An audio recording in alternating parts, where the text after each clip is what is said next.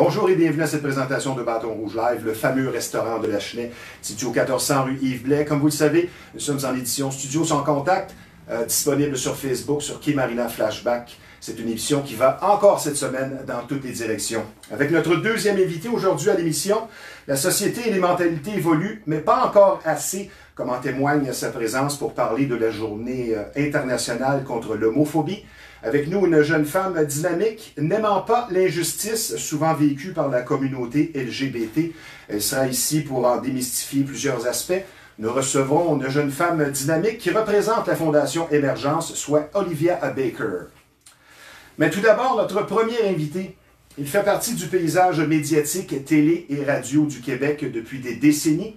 Communicateur hors pair, alignant belle voix, pertinence et expérience, un modèle dans son domaine et un joueur complet, mais avant tout un homme sympathique dont le professionnalisme n'a d'égal que sa polyvalence. Du 98.5 FM avec nous, M. François Gagnon. Bonjour François. Bonjour Steve. Ça va bien? Très bien. Merci de l'invitation. Bienvenue, très heureux de te voir avec nous. Je vais essayer de te tutoyer, François, mais pour moi, c'est difficile parce que j'ai un immense respect pour ce que tu as fait durant ta carrière. Il ne faut pas trop me vieillir. Non, c'est beau. Ben, c'est ça que ça fait quand on se fait vous voyez. Surtout les premières fois, là, vers 40 ans, là, ça commence à être dur. Ça rentre dans le dash. Oui. Nous sommes ici pour parler de vous, qui est habitué à donner une place aux autres et aux événements. Mais on n'a pas le choix aussi, on va parler un petit peu de la crise, on va parler du passé parce que vous regorgez d'anecdotes et d'expériences. On va aussi philosopher. Vous avez beaucoup de choses à raconter parce que vous êtes un homme qui avait beaucoup de cordes à son arc et pas seulement professionnellement. On dit souvent que le hasard n'existe pas. Mais dans votre cas, semble-t-il, et je vous cite, de votre propre aveu, votre carrière est une succession de hasards. Donc, j'aimerais qu'on revienne en 1976, parce que ça a été votre premier job, comme on dit en québécois, à l'apocatière, à la radio. Oui, CRGB, ça, c'était une belle époque, ça. Oui. L'époque des cartouches, l'époque des disques encore. Il y avait encore du 8-track? Oui, tout à fait. Ça commence, en fait, là, c'était comme... Bon, ça ressemblait beaucoup à un 8-track, là. C'était une grosse cassette, là. Mais ça commençait à cette époque-là. Oui, c'est ça. C'était pas... c'était bien nouveau, là. Écoute, puis un peu plus tard, ben là, on arrivait à des Studer. Studer, là, c'était les premiers des CD. Oui. Hein? Là, les CD, là, c'est extraordinaire. Écoute, on avait plus de 10. C'était la nouvelle vague. La nouvelle vague, il n'y avait plus de 10. Mais ça avait ses défauts, parfois. Oui, c'est ça. À un moment donné, en plein milieu de la toune, pouf! S'éjectait. Ben, c'est ça que ça fait. C'est le gros problème. Patron qui appelait. Contrairement au vinyle. Ben oui, contrairement au vinyle qui va te faire un petit peu de friture, mais qui va jouer. Oui, ou des fois, il va sauter. Oui, c'est ça. Quand on était trop rough avec. Quand on parle de destin, je pense, dans votre cas, on peut dire que des fois, ça ressemble à un destin prédestiné. Mais à quel âge vous avez décidé de faire de la radio, de la télé? C'était-tu un plan préétabli? Parce que vous m'avez parlé que votre plan B était quand même la médecine. Oui, tout à fait. Ben, j'ai étudié en sciences de la santé au cégep de la Bogatière, puis j'aimais bien ça, la radio. Moi, ça me fascinait, le monde de la radio. Puis j'avais des gens qui, à l'époque, j'étais ami avec un gars dont le frère, Théberge, il faisait déjà de la radio, lui. Ouais. Déjà, il était à la radio à CRGB.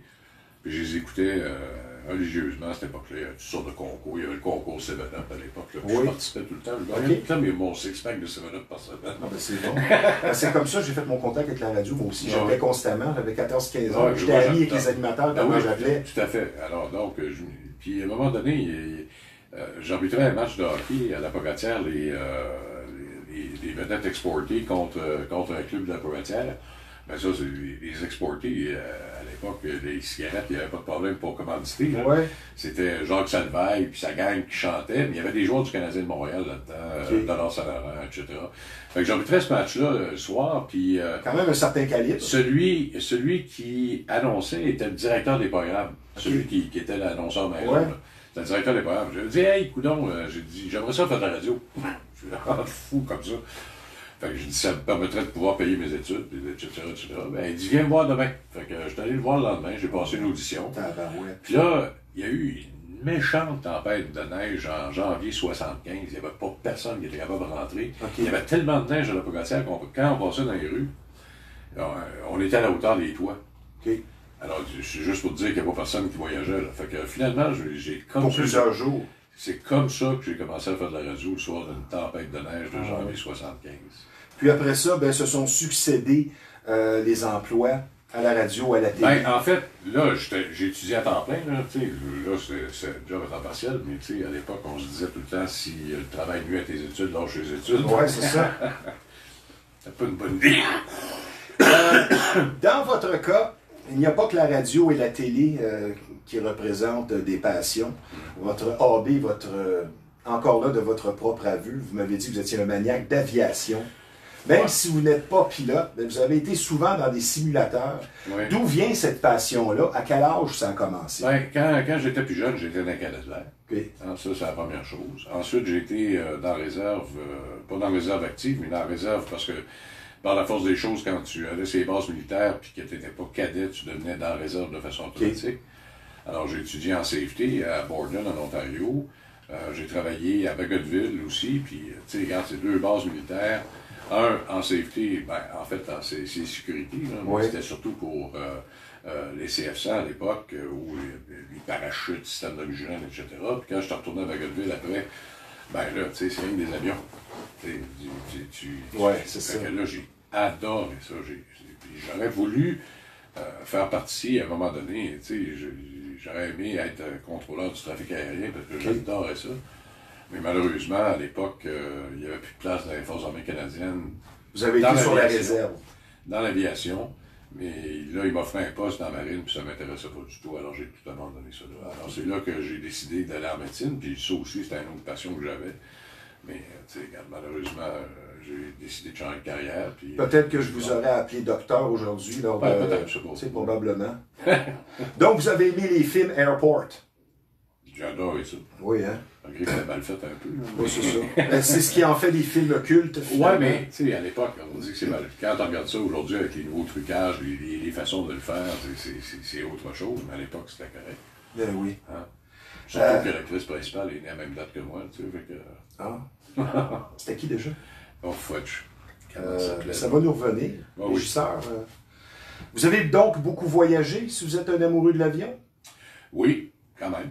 Quand même. Puis, dans les Forces armées, j'ai voyagé avec, à l'époque, le fameux Boeing 707. Ouais.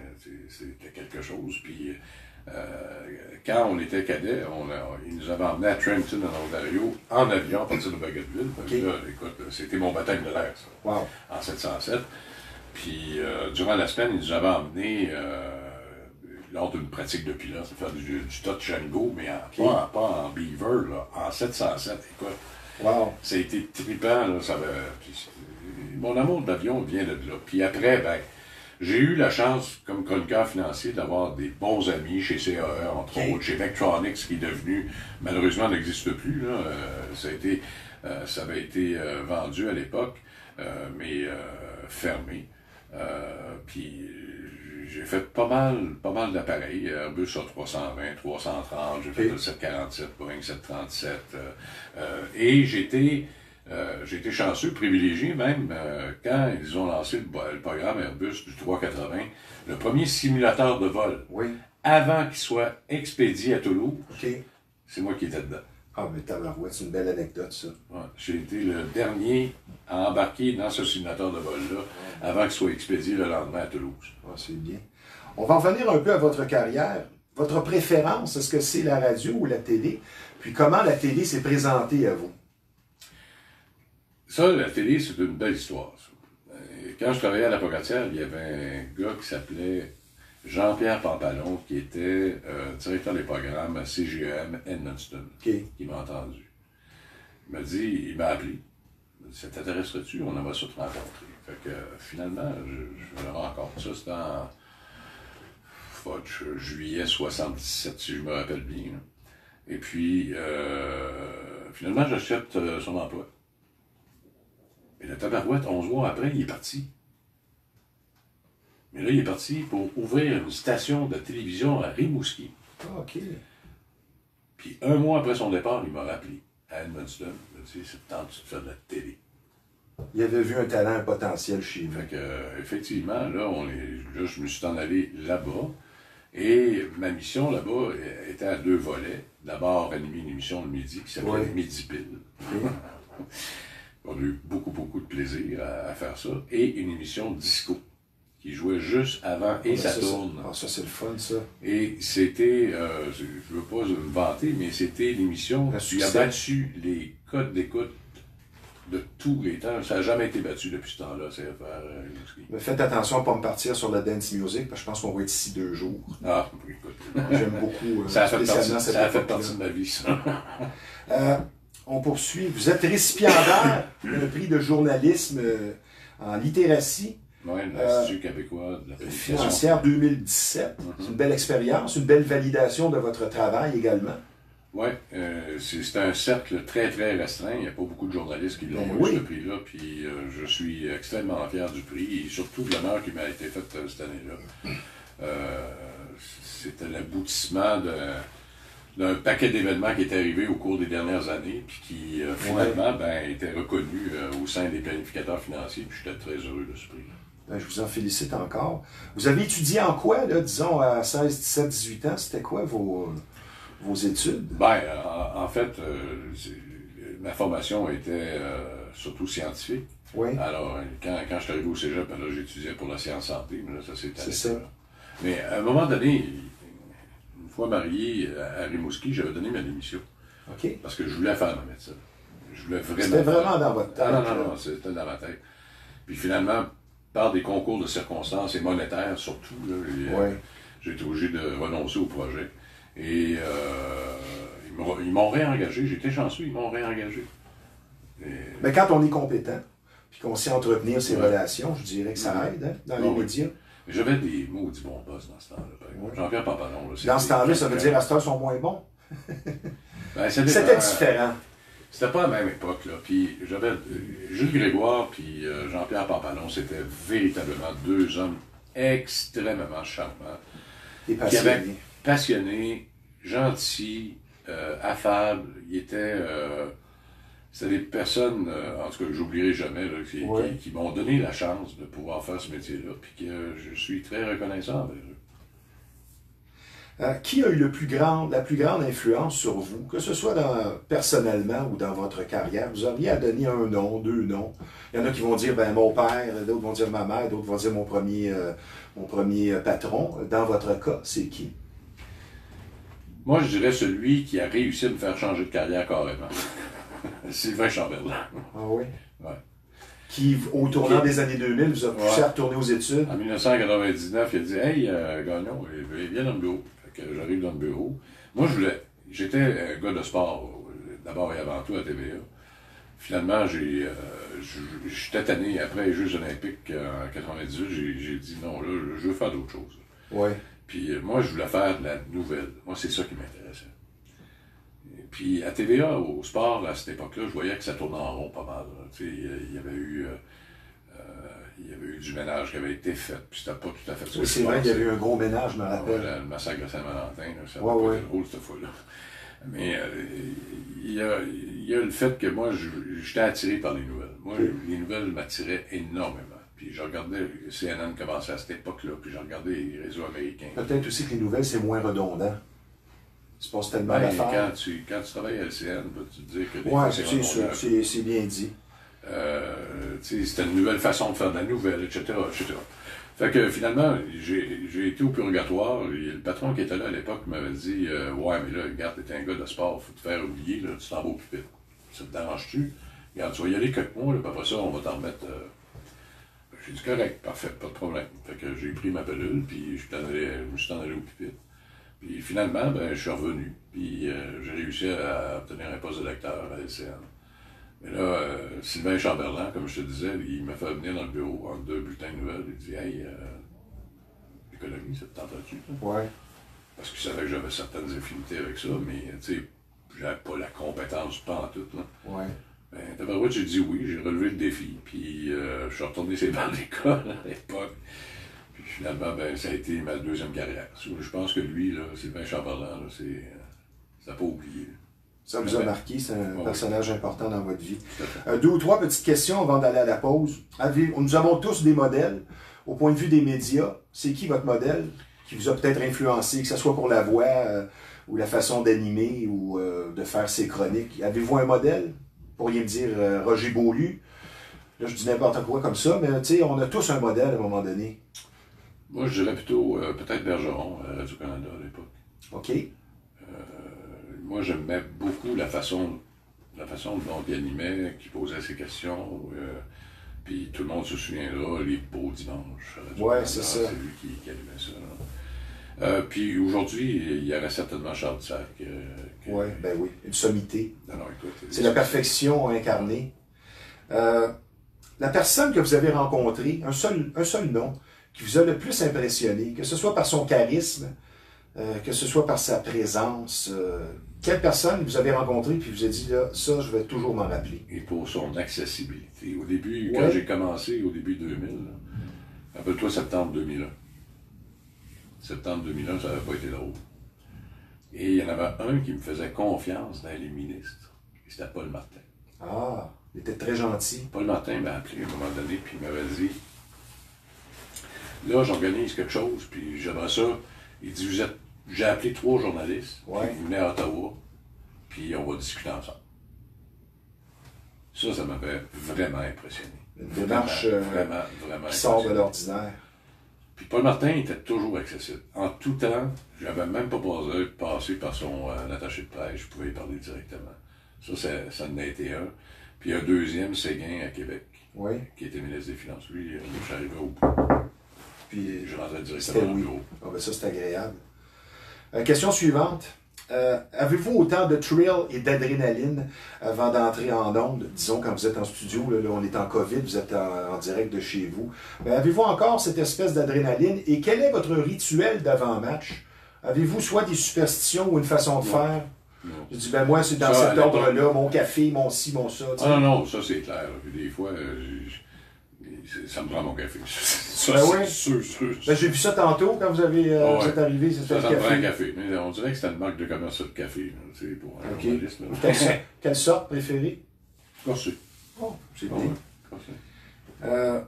Avant d'aller à la pause, quand on parle économie, chiffres, argent, comme vous le faites si bien, quel est le plus gros changement remarqué dans les façons de faire au niveau des investissements, au niveau de comment traiter l'argent depuis 25 ans, depuis que vous avez commencé? C'est quoi la majeure différence que vous remarquez dans ce monde-là?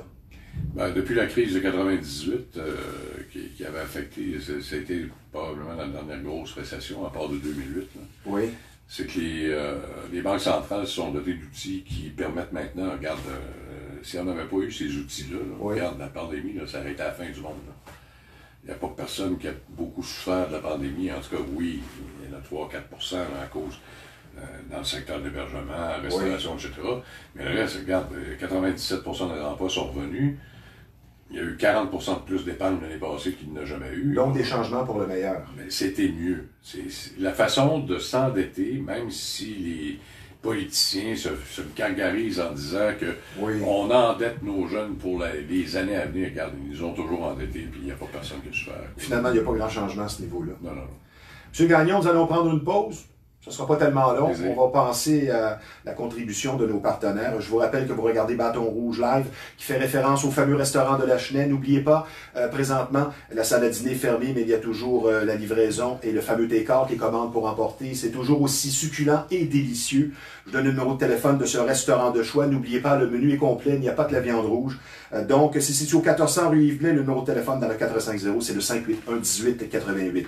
Je vous rappelle également que nous sommes en conversation avec un homme de médias présent dans nos salons et dans nos voitures depuis des lunes, soit François Gagnon du 98.5 FM. Maintenant, sur une note un peu plus sérieuse, vous allez être traité avec beaucoup d'écoute et de compréhension si vous vivez une infestation, et vous aurez compris ici qu'on parle de bébites. C'est un véritable drame pour certaines familles. Et la solution, c'est Rive-Nord Extermination, 35 ans d'expérience qui vous attendent, une entreprise familiale très sérieuse et un service personnalisé. Donc, la solution pour une infestation, Rive-Nord Extermination, dans le 450, c'est le 582-6706. N'oubliez pas également, on se répète depuis 14 mois là, de la crise et de confinement, les 3 mots magiques, appelez un ami, comment ça va? Ça ne coûte pas cher, vous allez semer un brin d'optimisme et de joie dans le cœur des gens et prouver également que vous êtes un véritable ami. Maintenant, vous êtes amateur de chasse et de pêche, c'est l'endroit pour vous. C'est Performance Chasse et Pêche, une entreprise qui porte bien son nom. Beaucoup d'expérience sur place qui vous attendent dans ce très beau magasin qui existe déjà depuis 24 ans. Une bonne réputation, tout simplement le numéro 1 de la Rive-Nord quand on parle de chasse et de pêche et pour des bons prix. Et des bons conseils également. Allez voir François, le propriétaire, un chic type. Donc, Performance Chasse et Pêche, situé au 303 Notre-Dame à Repentigny, là où la passion se vit à chaque saison. Mon cher François, avec la crise du COVID, vous êtes en onde, on vous a entendu, en contrôle, pertinent et fort. Vous répondez en direct aux inquiétudes formulées par les appelants. Le métier est exigeant. Vous faites, comme je le dis, un métier qui demande beaucoup. Mais par moment, est-ce que ça commence à faire, y a-t-il une certaine fatigue psychologique de toujours se donner encore comme ça avec un sujet qui, à la longue, devient probablement lourd? Ben, ce que je trouvais lourd, c'était la détresse de plein des personnes. Oui. Ça, je trouvais ça difficile. Devenir un psychologue? Ben, presque. Parce qu'il y avait tellement d'incertitudes l'année passée, puis rappelle-toi, les différents programmes qui ont été lancés à partir du mois d'avril, là, écoute, ça faisait partie du projet de loi, on n'avait pas Oui. vu ça, là. Pas de budget au fédéral. Puis tu es obligé de sortir des programmes qui sont obligés d'être budgétés. C'était des mini-budgets à chaque fois, là, si tu veux. Alors donc, les projets de loi, il fallait les étudier. Des fois, je me souviens, un matin, où je devais donner une entrevue dans le show du matin, puis c'était avec Louis Lacroix, qui remplaçait Paul Arcand à l'époque. Je m'étais levé à 4 heures pour lire le projet de loi. Écoute, c'était 44 pages. Là, bien comprendre c'est quoi la PCU, qu'est-ce que c'est, puis les tenants, les aboutissants, qui, quand, où, quand, comment. Tout fonctionnait par projet de loi. Alors, c'était la même chose pour le CUEC, pour la subvention salariale d'urgence, etc., etc. Alors donc, quelquefois, j'ai été obligé de me lever très très tôt le matin. Ça me dérange plus ou moins parce que je suis quand même un lève-tôt. À 4h30, 5h, je suis debout déjà. Vous levez à 11h midi, mettons que ça n'arrive pas souvent. Ça fait longtemps que j'ai pas connu ça. Le résultat d'être vu et reconnu un peu partout, là, vous êtes dans nos salons, dans nos voitures, c'est pas à la blague, c'est vrai. Votre voix est facilement reconnaissable. Travailler dans les médias, comme je le disais tantôt, complète nombre d'exigences, parfois insoupçonnées par le public. Avez-vous des difficultés par moment, par le fait d'être reconnu partout, par des gens qui souvent vont vous parler comme s'ils vous connaissaient depuis toujours, peu importe si vous avez le temps ou non. Est-ce que c'est un aspect du métier qui parfois peut être un petit peu plus difficile? Ça s'apprend. Oui. Oui, ça s'apprend. Je me souviens à Rimouski, là, au début, j'avais des femmes qui, quand j'allais voir les matchs de hockey, là, elles commençaient à me flatter les cheveux. Là. Ça m'achalait un petit peu. Ben, surtout quand tu es marié. Oui, ma femme était là, elle trouvait ça drôle. Mais par la suite, tu apprends à parler aux gens, tu apprends à les connaître. Puis, puis on dirait que je suis plus reconnu depuis que je suis à 98.5 que quand j'étais à TVA. Oui. Ouais, je me fais plus reconnaître. Ben, c'est ce que vous me disiez tantôt avant le match, puis c'est bizarre. Puis là, je me suis dit, comment se fait qu'ils me reconnaissent plus là que quand j'étais à la télé? Ils me voyaient à la face, là, pourtant. Puis c'est eux autres, là, c'est la voix. Okay. Puis ils me reconnaissent par la voix. Hey, vous travaillez à la radio, au 98 ans? Oui, oui. Mais, tu sais, l'attachement des gens, moi j'aime ça. J'aime ça. C'est sûr que pour travailler dans les médias, il faut aimer les gens. Ben oui. Je veux dire, tu ne rencontres pas des gens pour faire des entrevues, t'intéresser à eux si tu es un sauvage, comme on dit. Là, je veux dire, même si ça se développe. Je suis bien d'accord avec vous. Dans toute votre belle polyvalence, vous parlez en tribune téléphonique. Ça demande encore là beaucoup de répartie dans vos chroniques. Vous parlez d'argent, de financement, de placement. Moi, j'ai une question qui est remplie de préjugés, qui est carrément tendancieuse. Êtes-vous un gars à l'argent? Êtes-vous matérialiste? Je me prive pas. Ben franchement, là, mais je suis à mes affaires, par exemple. Mais je me prive pas. Vous aimez le luxe? Ben, je n'aime pas ça. Non, je n'aime pas ça. C'est ça. Je suis pas dépensier, mais j'aime dépenser. OK. Ben, c'est la raison pour laquelle on travaille habituellement aussi. On aime bien se payer on a une seule vie à vivre. Là, on travaille tellement fort aussi. Mais il faut être prévoyant aussi. Regarde, quand tu as 20 ans, tu es insouciant. Quand tu as 40 ans, tu commences à prendre conscience. Puis rendu à mon âge, là, tu te dis, là, regarde, c'est parce que la retraite va arriver à un moment donné. Là. Ça te prend des sous pour ta retraite. Là, on commence à ramasser pour notre enterrement. Donc, il ne faut pas dire ça. Non, il ne faut pas dire Faut juste être prévoyant. Ben oui, ça c'est sûr. Un juste équilibre, comme on dit. Moi, je suis voilà. vraiment pas un homme de finance. Puis, je pense que tout réside dans l'équilibre. Votre définition du confort? C'est d'être bien, être heureux, tout Oui. simplement. Oui, oui. Moi, le confort, c'est sûr et certain que j'aime bien ça avoir ma maison, mais si j'avais été en appartement, ça serait probablement la même chose aussi. Tu sais, regarde, chacun fait son bonheur, chacun fait sa loi, tu sais, sa loi du bonheur, puis c'est comme ça que je le vois. On va y aller maintenant, mon cher François, dans ce que j'appelle les questions rafales. Des questions un peu plus courtes, des réponses en un mot ou une phrase. On va explorer toutes sortes d'avenues. Fais attention à ça. Je peux te répondre par oui, par non, par exemple. Ben, j'ai tellement bien préparé mon affaire que ça va être correct aussi. Puis vous m'aviez averti aussi avant l'émission. De jouer des tours. Fais attention si tu me joues des tours parce que je suis prête. Puis j'en ai bien pris, j'ai bien écouté. La leçon collective à retirer de la crise actuelle, en une phrase. C'est pas fini encore. Alors, ça va être difficile de faire une leçon de façon générale, parce qu'on apprend encore au fur et à mesure. Pourquoi le Canadien n'arrive pas à remporter la Coupe Stanley ou avoir plus de succès que ça depuis presque 30 ans? Et fudge, En une phrase. une phrase. On a trop tardé à échanger Carey Price. Oh, j'aime votre réponse beaucoup. On est un peu d'accord là-dessus. Outre l'aviation, votre sport favori? J'ai aimé beaucoup le ski. J'ai arbitré pendant longtemps, c'est sûr que j'aimais là. Ben oui, vous avez arbitré au senior. Je veux dire, Oui. c'est quelque chose, là. J'ai fait du senior, j'ai fait le tournoi PWA à Québec pendant quelques années. Puis 150 matchs par année, là, À c'est peu quoi? près dans ce temps-là, oui. Pendant combien d'années? Ben, écoute, j'ai arrêté en 85 de façon officielle. J'ai recommencé ici dans la région.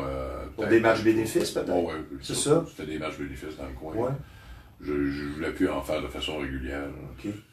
C'est difficile. C'est pas facile comme job d'arbitre. Oh, ça, non. Quand on parle de culture, toute catégorie, la plus belle décennie selon vous?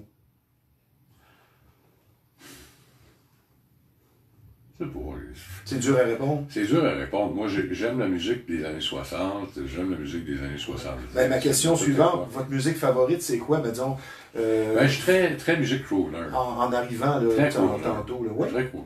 Fait que du Frank Sinatra, puis Oh, oui, du j'adore ça. Michael Bublé, ça Ah, c'est... oui, non, ça c'est clair. Ben, c'est sûr que Ça fait c'est partie. intemporel, je veux dire. Non, ben, écoute. Est-ce que vous chantez? Vous avez la voix pour? Bon, j'aime ça chanter, mais ça veut pas dire que... Sous la douche? Oui. C'est ça? C'est moins gênant. Oui, oui, tout à fait. Alors, le seul que je peux gêner, c'est moi. Et au niveau des films, vous priorisez quel style? Je suis très science-fiction. OK. Ah, ouais. Ah oui, j'aime Donc, beaucoup. Star Wars? Ah non, j'adore, j'ai la collection complète chez Ah, moi. ben, c'est le fun, ça. Mais je suis très film historique aussi. OK. Très, très. Là où on film va historique. chercher aussi des éléments. Et aussi. surtout de la Seconde Guerre mondiale. OK. J'ai adoré le cours que je suivais quand j'étais au cégep là, en histoire de la Seconde Guerre mondiale. Je suis toujours intéressé à ça. On pourra avoir des discussions sur la Seconde Guerre mondiale parce que moi, je suis d'une famille européenne. On en reparlera éventuellement. Mon grand-père a été prisonnier des nazis dans un camp de concentration. Ok. Quand on compare la vie d'aujourd'hui à celle d'avant, sans y aller précisément, qu'est-ce qui est mieux? Qu'est-ce qui est moins bon en une phrase ou deux? Qu'est-ce qui est mieux? Ben, il y a plus d'opportunités pour être capable de bien vivre. Par contre, ça a amené son défaut aussi. Là. On dirait qu'on a le défaut de nos qualités, c'est-à-dire que le crédit est trop facile aussi en même temps. Oui, puis ça endette les gens. Ouais. Avec la carte de plastique, il n'y a pas personne qui compte bien là, de ce temps-ci. Vous êtes, ça c'est très manifeste, un homme qui a une capacité à communiquer aisément. C'est quoi le plus plaisant et le plus gratifiant dans votre métier? C'est... J'ai eu un cadeau ce matin, juste avant de m'en venir. Ah oui? Il y a un auditeur qui nous a fait tous nos visages, il a peint nos visages de tous les animateurs au 98.5, Oh, wow. puis il nous a envoyé ça. Ah, c'est beau ça. Ça, c'est gratifiant, ça. Qu'un auditeur pense à ça, Ah oui? C'est ça, c'est gratifiant. Vous m'en parlez même, je trouve ça très spécial. La différence première dans votre profession, si on fait une comparaison avec 1980, en une phrase. Ça n'existait pas. OK. Ah, ben c'est bien. On était, dans les années 80, c'était les premiers balbutiements OK. l'économie à la télévision. Ben moi, je parle surtout de médias, radio, télé, surtout à ce niveau-là. Oh, ça a complètement changé. C'est complètement bourré. Dans la livraison Ah, aussi. oui, c'est pas pareil du tout. Ouais. Et c'est pas pareil d'une région à l'autre non plus. OK. C'est moins à Québec, campagne qu'avant. Ouais. C'est parce que chaque région a sa mentalité. Hein.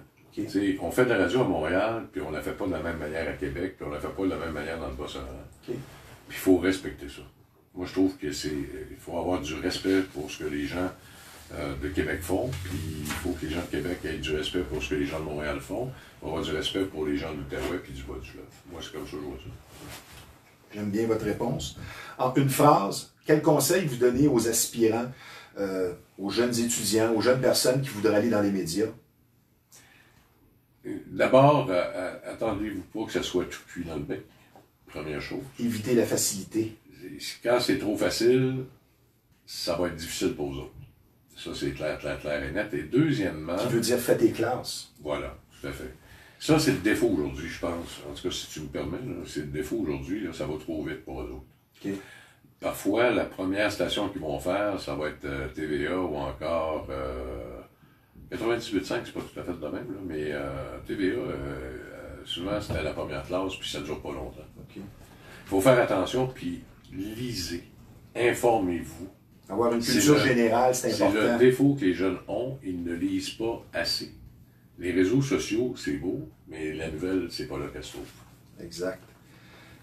La recette en une phrase de votre longévité, qui est probablement votre plus grande fierté, parce que c'était ma question suivante, je suis à peu près sûr que c'est ça votre réponse. J'ai été chanceux, j'ai eu des bons boss, j'ai eu une belle continuité. Quand je suis parti de Rimouski, je me suis emmené à Montréal, j'ai eu encore d'excellents boss, la famille Saucier, puis Jacques-Charles Gilliot. J'ai eu la chance de pouvoir poursuivre ma carrière en 2 étapes à Montréal et à la radio et à la télé en même temps. J'ai peut-être fait ma chance, là, mais j'ai été chanceux. On pourrait résumer que persévérance et travail égale succès. Un peu clair, de ça. Hein? C'est clair. Il faut apprendre à naviguer et analyser. Oui. Oui. Votre conseil ultime aux jeunes entrepreneurs ambitieux qui ont de la drive pour une première entreprise en 2021, vous leur dites quoi? Faites vos devoirs. C'est comme dans n'importe quoi. Un bon plan d'affaires, d'abord et avant tout. Un bon banquier qui ne sera pas un requin à côté de vous. Okay. Et entourez-vous de personnes qui sont plus compétentes que vous. Ils ne sont pas là pour vous manger, ils sont là pour vous aider. C'est ça. Moi, j'aime bien cette phrase-là. Savoir s'entourer de gens compétents.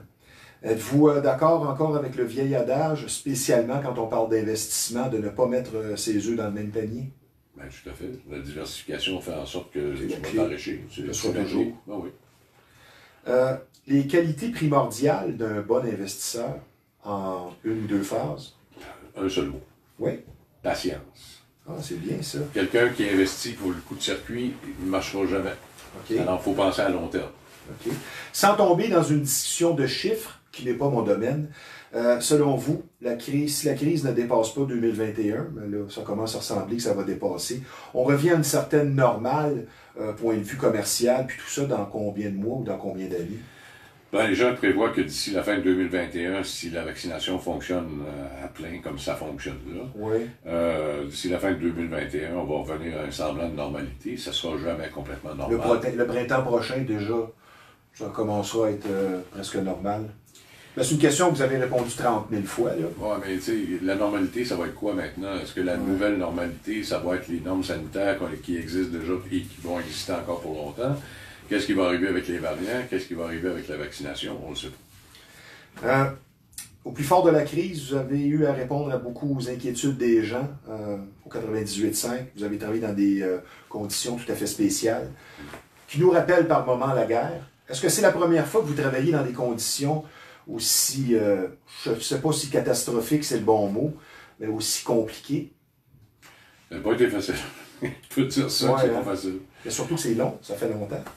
Oui, ben, tu sais, regarde, au début de la pandémie, en tout cas dans les premiers 6 mois, c'était des émissions de 6, 7, 8 heures à répondre aux questions des gens, puis il y avait beaucoup d'inquiétudes de la part des auditeurs, puis c'était tout à fait normal.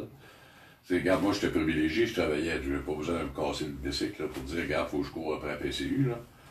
Ou encore après n'importe quel autre programme, mais je pense aux restaurateurs, je pense aux personnes qui perdaient leur emploi. Ah, c'est dramatique. C'était le drame total. Je pense que c'est 10 000 restaurants qui ont fait faillite au Canada, et même plus. On sait plus que ça là, maintenant, là, mais tu sais, regarde.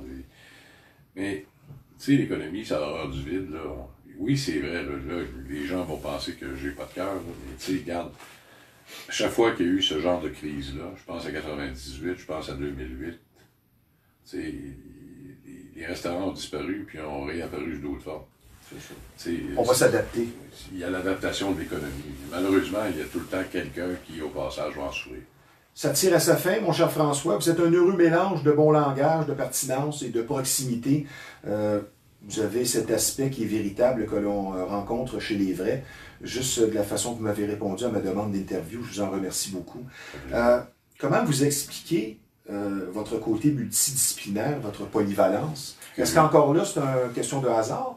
Non, ça c'est de la curiosité qui est naturelle en moi. Moi, j'aime... Un vrai bon journaliste. Ben, j'aime toucher à tout. Tu sais, regarde à la maison, j'aime toucher à la plomberie, j'aime toucher à l'électricité, j'aime ça faire de la menuiserie, j'aime ça faire... j'aime beaucoup lire, j'écoute beaucoup de documentaires. Le matin, la première chose que je fais en me levant, c'est regarder tous les journaux. Je suis abonné à peu près à tout. J'écoute les réseaux américains, j'écoute les réseaux européens. Tu sais, t'as pas besoin de passer. On apprend toujours. Ben, c'est ça. C'est ça qui est important. Puis de voir aussi comment analyser les politiques de chacun des pays. Puis... Vous priorisez le média journal que la télé plutôt? Les deux. Oui. Les deux.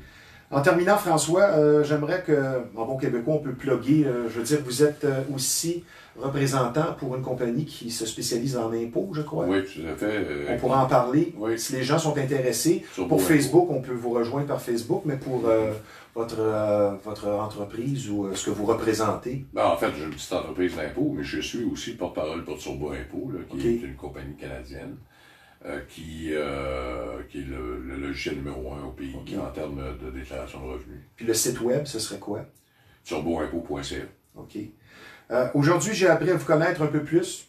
Derrière votre compétence, votre polyvalence, comme je le répète, et votre belle voix, on constate un homme plein d'humilité, disponible, généreux, animé d'une passion, un amour véritable et certain de son métier. Moi, je vous dis merci d'être un homme et un animateur chroniqueur si gentil et humain, et surtout très compétent. Et pour moi, ça a été un honneur de vous recevoir à Bâton Rouge Live, et j'espère qu'on aura la chance une autre fois, au vrai Bâton Rouge, de se reprendre. Je vous souhaite une belle journée, et continuez votre très beau travail. Vous êtes un modèle pour plusieurs. Ça me fait plaisir. On pourra parler de la Seconde Guerre mondiale à ce moment-là. Bon, ben, merci François, très gentil. Je vous souhaite une belle fin de journée. Merci beaucoup. Maintenant, je vais vous parler d'un garage dont la réputation n'est plus à refaire. C'est situé au 1133 Notre-Dame à Repentigny. Sa moto, comme je vous le dis, la confiance règne, le travail est bien fait, c'est le respect du client en premier. De longues explications vous attendent et de longues années d'expérience également. J'aime bien dire que ce sont les tops de la mécanique. Sa moto, c'est au 1133 Notre-Dame. Je vous parle maintenant d'un nouveau partenaire qui s'est joint à l'équipe de Bâton Rouge Live tout dernièrement. Vous êtes collectionneur ou tout simplement vous aimez rechercher les choses qui sortent de l'ordinaire. Pour les amateurs de personnages de bande dessinée ou de films cultes, de Batman à Elvis en passant par Spider-Man ou Harry Potter ou même Jason, c'est aux Galeries Rive-Nord de Repentigny. La boîte à folie est un endroit et un nom à retenir. Que ce soit pour des affiches, des figurines ou tout autre article, beaucoup de produits Disney ou de Harry Potter sont disponibles sur place dans cette boutique fantastique. Et pour être épaté, c'est l'endroit tout désigné. Je donne le site web immédiatement qui est le www.laboîteafolie.com. Donc, situé aux Galeries Rive-Nord, au 100 boulevard Brien à Repentigny, la boîte à folie vous offre du bonheur à toute heure. Maintenant, notre deuxième invitée, elle est avec nous pour parler de la journée internationale contre l'homophobie. Elle va également nous éclairer sur ce que vivent parfois les membres de la communauté LGBT. Une jeune femme qui aime communiquer, qui n'aime pas l'injustice et dont l'engagement social est un exemple pour tous. Elle représente la Fondation Émergence avec nous, Olivia Baker. Bonjour Olivia. Merci de m'avoir invité. Ben, je suis bien content que tu sois là parce qu'on a un sujet ici qui veut pas, touche à tout le monde. Peux-tu t'approcher juste un petit pouce ou deux? Parfait. OK, c'est parfait comme ça. Tu vas être sûr d'être... on va sensibiliser les gens aujourd'hui. On va essayer aux réalités de la communauté LGBT. Parlons de la fondation, pour commencer, que tu représentes, la Fondation Émergence, qui porte bien son nom. Quelle est la vocation et, disons, les services offerts présentement par la Fondation? Dans le fond, la Fondation Émergence, c'est un organisme de sensibilisation du grand public. Donc pour ça, on a des programmes. On a par exemple le programme Pro-Gay qui vise l'inclusion des personnes LGBT, donc lesbiennes, gays, bisexuelles et trans, en milieu de travail. Il y a Famille Choisie aussi. Oui, j'ai fait mes devoirs. Oui, c'est ça, je vois ça. Donc Famille Choisie, c'est pour les proches aidants, donc les personnes qui aident une personne LGBT. Et on a aussi un programme pour les aînés, donc qui s'appelle Pour que vieillir soit gay, c'est un petit peu un jeu de mots, okay. Et qui vise les milieux aînés, donc les intervenants en milieu aîné comme les résidences. Cette décision par rapport à ton engagement social dans cette cause, ça vient d'où et c'est quoi le point de départ?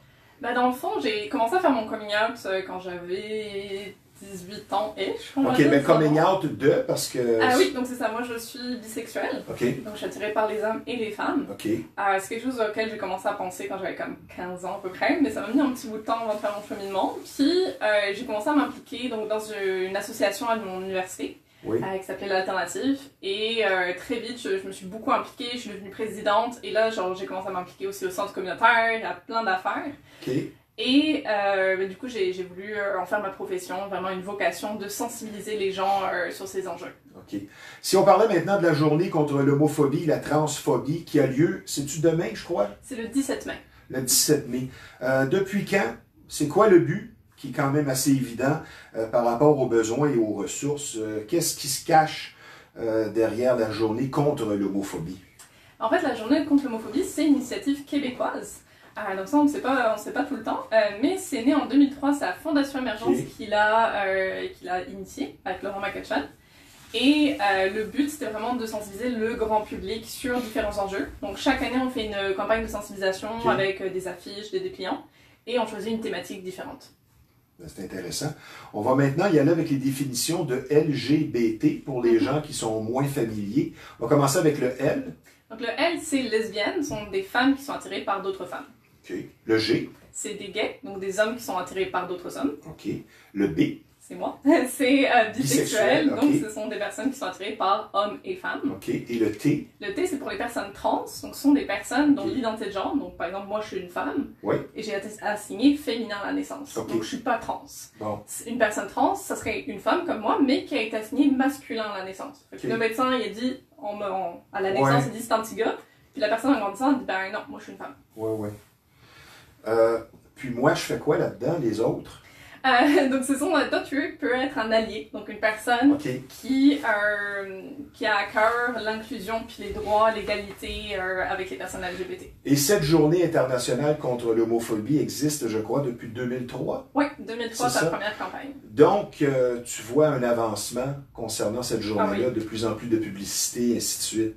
Ben, on a commencé avec la journée nationale, c'est ça. Puis ensuite, c'est vraiment devenu international. Donc là, on voit que c'est célébré dans plusieurs pays. Il y a des lois qui sont passées le 17 mai pour l'égalité. Genre en France, le mariage, c'était le 17 mai qu'ils ont voté cette loi-là. Fait qu'on voit vraiment... Et toi, tu es française? Oui, c'est ça. Moi, je suis française d'origine.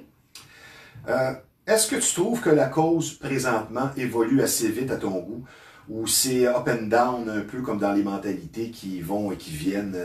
Ton point de vue personnel là-dessus, est-ce que tu trouves qu'il y a quand même un certain avancement depuis quelques années ou ça stagne? Tu vois ça comment, toi? Je pense qu'il y a les deux. Je pense que up and down, c'est pas mal la meilleure expression pour le décrire parce qu'on a beaucoup d'avancées au niveau légal. On voit de plus en plus de la représentation dans les médias, mais il y a aussi une augmentation des violences.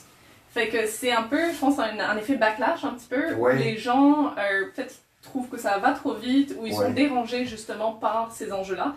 Et cette frustration, elle ressort en violence. Puis d'ailleurs, c'est la thématique de cette année. Oui, puis il y en a encore beaucoup trop, autant verbal que physique. Question d'ouvrir les yeux de certaines personnes qui, comme je le disais tantôt, ne sont pas nécessairement familiers avec ce dont nous parlons aujourd'hui. Au quotidien, les préjugés les plus tenaces, que ce soit un geste, une parole de désapprobation ou un regard de désapprobation, qui sont vécus par plusieurs membres de la communauté LGBT, en rapport avec leur orientation et choix sexuels, tu dirais c'est quoi les préjugés les plus tenaces? Il y en a beaucoup. Ouais, c'est Mais ça. je pense qu'un de ceux qui sont parmi les plus nocifs, je dirais, c'est la forme d'hypersexualisation. Donc en fait, de penser que l'homosexualité ou la Tu couches bisexualité, avec plein, c'est ça. c'est juste du sexe. Ouais, dans le ouais. fond. Et du coup, ça fait un tabou déjà, parce que du coup, on n'ose pas parler de sexualité, mais être ouvertement gay, c'est pas parler de avec qui tu couches. C'est parler du fait que ce week-end, t'as Oui. cueillir des pommes avec ton chum. Oui, c'est ça. Fait que ça, puis au niveau des femmes aussi, les femmes lesbiennes et bisexuelles sont vraiment l'objet de fantasmes, de fétiches, puis on n'est pas que ça, on est des couples, on a des, Ben oui. des passions, on a des rêves. Vous avez un cœur, comme tout le C'est monde. ça. Je veux dire, pas parce que tu es homosexuel que tu couches avec tout le monde, exemple. Exactement. Je veux dire, il y a autant d'hétérosexuels, sinon plus, qui ont un comportement sexuel qui laisse à désirer. Je veux dire, ça change pas grand-chose. Dans le fond, que tu sois attiré par les hommes, les femmes, les deux ou aucun des deux, Ouais. ce que t'es en tant que personne, ça change pas. Aujourd'hui, là, on est au mois de mai 2021.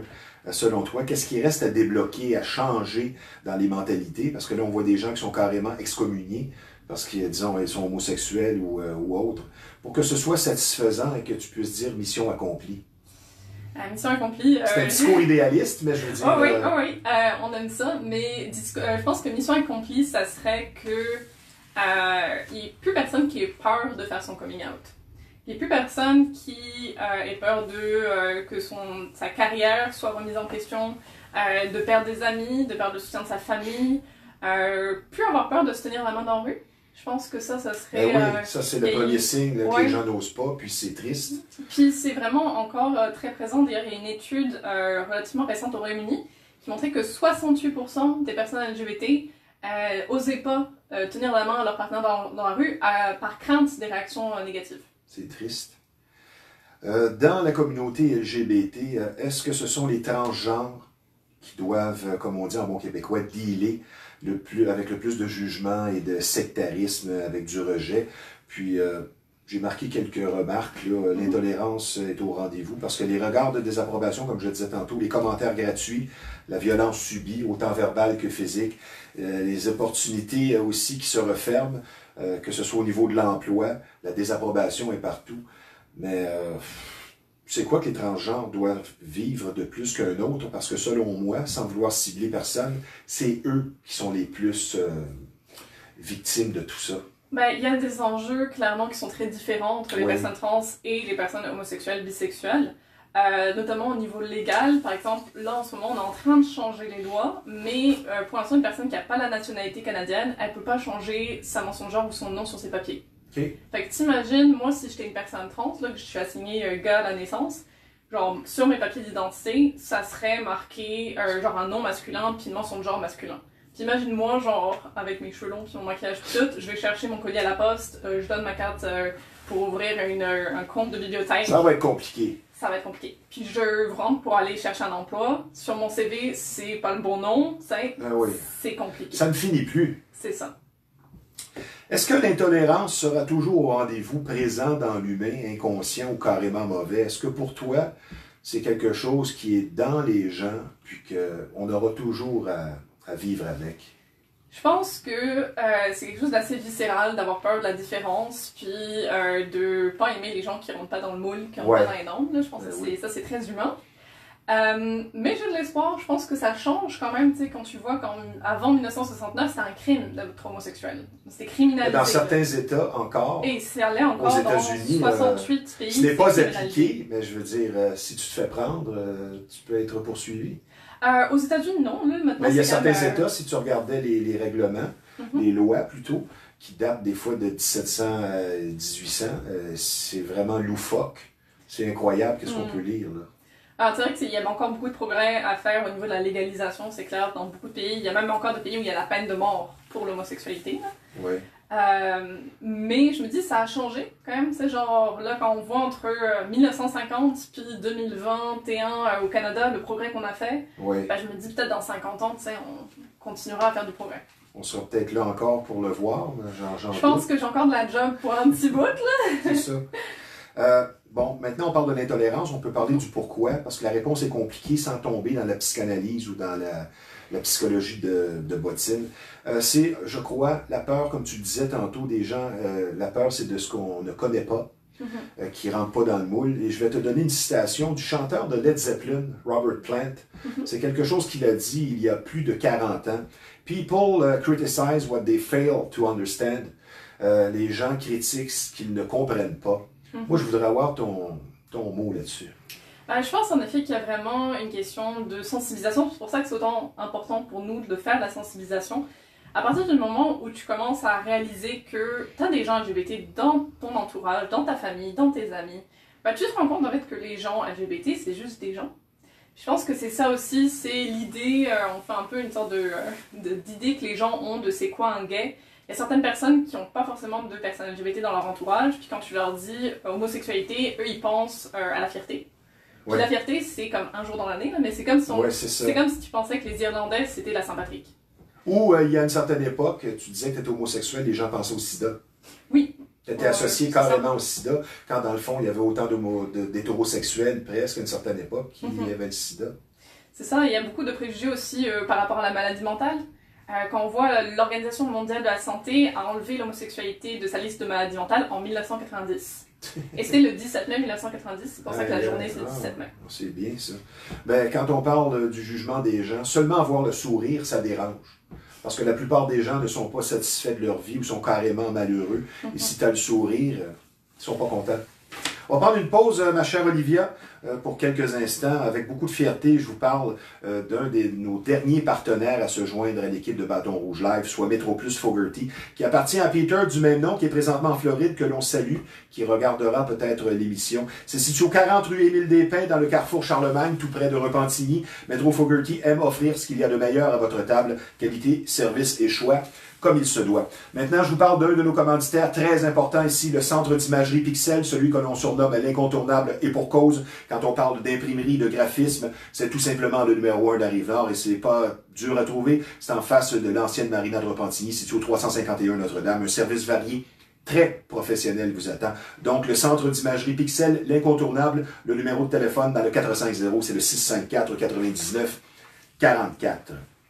Je vais y aller d'une autre citation criante de réalisme et de vérité, Olivia. Et j'aimerais que tu commentes. Ça vient de Luc de la Rochelière. Tout le monde veut que tout le monde l'aime, mais personne n'aime tout le monde. Ça résume bien la journée, finalement, contre l'homophobie, je pense. Oui, je pense que tout ce qu'on veut, c'est d'être accepté puis d'être aimé pour qui on est. C'est ça. C'est le désir légitime de tout le monde, mais étant donné que nous sommes des humains, on prend la voie parfois négative des choses. Je vais poursuivre. Dans ton cas, tu es ouvertement, tu l'as dit, tu as fait ton coming out, tu es bisexuel. Tu dois te faire dire, être taxé d'être parfois une cochonne, parce que c'est comme ça que certaines personnes méchantes vont te le dire. Quand en réalité, comme nous tous, tu recherches l'amour. Tu dirais quoi aux gens qui jugent si facilement et dans ton expérience personnelle, jusqu'à quel point ça a été difficile? Je pense qu'il y a encore beaucoup de stéréotypes pour les personnes bisexuelles, donc des stéréotypes par rapport à l'infidélité ou par rapport à une certaine liberté, voire débauche sexuelle qui n'est absolument pas fondée. Je pense que l'idée qu'on est attiré par les femmes et par les hommes, du coup, ça élargit le potentiel, on dirait. Ouais. Mais ce que je dirais, c'est que quand tu es attiré par les femmes, tu n'es pas attiré par toutes les femmes. Oui. C'est une question d'ouverture d'esprit aussi. Oui, c'est ça, mais dans le fond, c'est que t'es pas attiré. C'est pas parce que t'es attiré par les hommes et les femmes que t'es attiré par toutes les hommes puis toutes les femmes puis que tu vas coucher avec tout le monde non plus. Nuance. On peut être extrêmement picky et être bisexuel dans le fond. C'est que je pense que c'est encore une idée de réaliser que c'est une personne, c'est pas un fétiche, c'est pas un fantasme. J'aimerais que tu me fasses un commentaire maintenant. Ça peut être un conseil aux gens qui n'ont pas encore fait leur coming out sur l'effet libérateur de dire aux gens, je suis comme ça, j'allais dire avouer, mais c'est pas un crime, mais de dire aux gens, de faire son coming out, quel conseil tu donnes aux gens qui ne l'ont pas encore fait et qui vivent dans le secret et parfois qui ont carrément deux vies. Tu dirais quoi? Je pense que c'est important de pouvoir être soi-même. C'est important de s'écouter aussi et de respecter son propre rythme. Idéalement, peut-être commencer par le dire à un ou une amie proche, quelqu'un que vous savez qui est déjà ouvert, puis après, comme cheminer à partir de là. Si vous êtes mineur, puis que vous dépendez encore de vos parents, puis que vous savez que vos parents sont homophobes, peut-être pas, c'est peut-être pas le meilleur moment pour faire votre coming out. Peut-être que vous pouvez être out avec vos amis déjà. Fait que je pense que c'est important de se respecter, déjà. Moi, je vais te faire un commentaire personnel sur plusieurs homosexuels que j'ai connus. Ils sont cultivés, ils sont gentils et ils font dans la délicatesse plus souvent qu'autrement. Et je pense qu'il est temps que ça cesse, ces préjugés stupides concernant ces gens-là qui parfois sont vraiment des gens merveilleux, mais qui vivent difficilement cet état. C'est triste. Et concernant l'intolérance et le harcèlement envers la communauté LGBT, une des premières choses que l'on doit comprendre et réaffirmer, c'est que ça touche tout le monde, parce que directement ou indirectement, on a un frère, une sœur, un voisin, un collègue qui va faire son coming out, qui ne l'a pas encore fait. Il est temps que ça cesse, comme je le dirais. Sur l'entourage qui doit être compréhensif, qu'est-ce que tu dis là-dessus? Je pense que de réaliser que la personne qui vous a fait son coming out, c'est toujours la même personne. En fait, elle a toujours été soit trans, soit gay, soit bi, soit lesbienne. C'est juste que vous ne le saviez pas. Fait que peut-être de se féliciter en fait, que cette personne partage cet aspect de son identité avec vous. De réaliser que peut-être aussi, elle a un cheminement, peut-être qu'elle avait des craintes, fait que la rassurer sur le fait que vous l'acceptez et vous l'aimez telle qu'elle est. Je pense que ça, c'est une bonne étape. C'est bien dit. C'est quoi ton conseil à ceux qui souffrent de désapprobation? Il y en a, c'est plus difficile que d'autres, parce que aussi c'est une question de personnalité. Des fois, je veux dire, ça prend du caractère par rapport à ça. Tu dis quoi aux gens qui recherchent trop l'approbation? Parce que ça, c'est l'ennemi du membre LGBT, de vivre selon le regard des autres. Encore là, c'est quoi ton conseil? Je pense que tout le monde veut l'approbation puis cherche l'amour des gens de façon générale. Oui. Moi, je dirais qu'un des concepts importants dans nos communautés, c'est le concept de famille choisie. Dans le fond, malheureusement, nos familles ne nous acceptent pas toujours comme on est, mais on peut se créer des nouvelles familles. Il y a la famille de sang, peut-être, mais il y a la famille de cœur aussi. Puis si votre famille de sang ne vous accepte pas, ben, c'est dommage pour eux, dans le fond. Moi, je vais te poser une question. On dit souvent qu'il y a deux sortes d'homosexuels. Tu as les vrais, c'est sans équivoque, c'est dans leur nature depuis toujours, là, depuis l'âge de 4-5 ans, la personne sait qu'elle est attirée par le même sexe qu'elle, c'est bien correct. Puis tu as les gens aussi qui ont été déçus du sexe opposé, exemple une femme violée. Moi j'ai connu personnellement 2 femmes qui avaient été victimes d'un viol collectif, et à partir de ce moment-là, ça a été terminé avec le sexe opposé. Trop grande déception aussi, parfois amoureuse. Ils vont se tourner vont vivre une expérience et finalement découvrir d'autres choses. Mais est-ce que c'est vrai qu'il y a 2 sortes d'homosexuels? Personnellement, je ne classifierais pas les gens comme ça. Je pense qu'on a tous notre cheminement personnel. Ça prend plus ou moins de temps pour réaliser qui on est. Puis, je pense aussi les personnes qui vont vivre leur premier amour avec quelqu'un du même sexe dans leur quarantaine, cinquantaine. Ouais. C'était peut-être juste qu'ils n'avaient pas rencontré la bonne personne avant, ou peut-être aussi qu'ils ne se laissaient pas vivre cet amour-là à cause de l'homophobie intériorisée. Finalement, le mix parfait, comme on dit, pour être désapprouvé, ce serait d'être une femme noire, dans un milieu d'hommes machos, avec une forte personnalité, qui serait homosexuel ou bisexuel ou trans, et qui a le sourire. Là, le mix est parfait pour être complètement désapprouvé par l'entourage. C'est ce qu'on appelle l'intersectionnalité, d'ailleurs. Oh, j'aime ça, qu'est-ce que tu dis là? C'est bien. La fermeture d'esprit contre l'ouverture d'esprit. C'est quoi la délimitation entre les deux? Comment peut-on dire qu'on est ouvert d'esprit? Parce que tu as des gens qui disent « Ah, moi, l'homosexualité, pas de problème avec ça », jusqu'à temps qu'il y ait un membre de la famille qui le soit, puis que là, ils révèlent leurs vraies intentions. Ton point de vue là-dessus? Parce que c'est une forme d'hypocrisie. Oui. Ça paraît bien dans le propos, mais ce n'est pas la réalité. Je pense que c'est ça. On veut avoir des alliés, mais on veut avoir des vrais alliés.